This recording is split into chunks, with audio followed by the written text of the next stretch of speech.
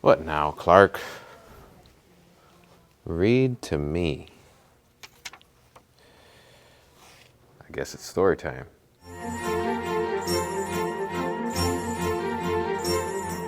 Welcome to another edition of Storytime with the Sheriff. I'm your host, Sergeant Moss, and with me is Elf Deputy Clark here. And Elf Deputy Clark, I see you got your new badge. Looks good on you. It's a little bit big. I don't know what you're trying to prove there. But I'm going to read to you guys The Gruffalo's Child. If you've watched Storytime with the Sheriff before, you know that I read the original one, The Gruffalo. This is a sequel about the Gruffalo's Child. Let's begin. The Gruffalo said that no Gruffalo should ever set foot in the deep dark wood. Why not? Why not? Because if you do, the big bad mouse will be after you. I met him once, said the Gruffalo. I met him a long, long time ago. What did he look like? Tell me, Dad. Is he terribly big and terribly bad? I can't quite remember, the Gruffalo said. Then he thought for a minute and scratched his head. The big bad mouse is terribly strong, and his scaly tail is terribly long. His eyes are like pools of terrible fire, and his terrible whiskers are tougher than wire. One snowy night while the Gruffalo snored, the Gruffalo's child was feeling bored. The Gruffalo's child was feeling brave, so she tiptoed out of the Gruffalo cave. The snow fell fast and the wind blew wild. Into the wood went the Gruffalo's child. Aha, oh ho, a trail in the snow. Whose is this trail and where does it go? A tail poked out of a log pile house. Could this be the tail of the big bad mouse?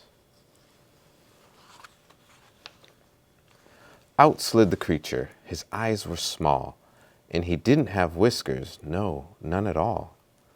You're not the mouse. Not I, said the snake.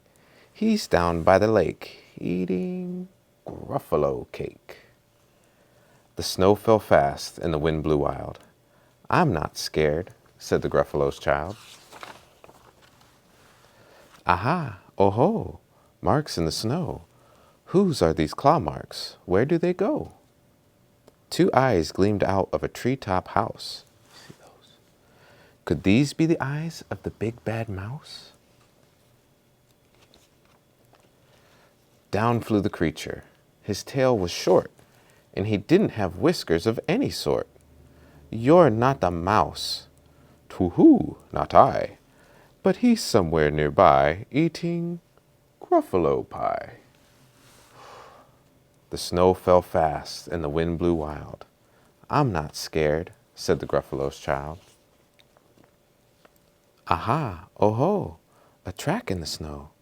Whose is this track, and where does it go? Whiskers, at last, in an underground house. Could this be the home of the big bad mouse? Out slunk the creature. His eyes weren't fiery. His tail wasn't scaly. His whiskers weren't wiry. You're not the mouse. Oh no, not me. He's under a tree drinking Gruffalo tea.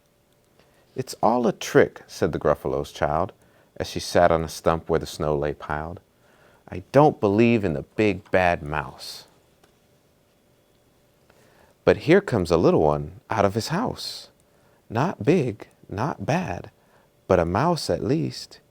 You'll taste good as a midnight feast. Wait, said the mouse. Before you eat, there's a friend of mine that you ought to meet. If you let me hop onto a hazel twig, I'll beckon my friend so bad and big. The Gruffalo's child unclenched her fist. The big bad mouse, so he does exist. He beckoned and said, just wait and see. Out came the moon. It was bright and round. A terrible shadow fell onto the ground.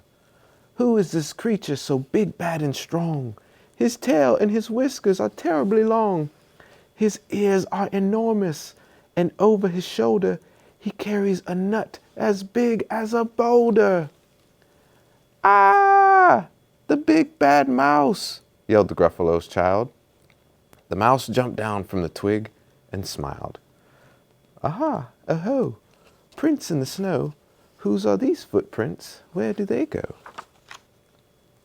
The footprints led to the Gruffalo cave, where the Gruffalo's child was a bit less brave. The Gruffalo's child was a bit less bored.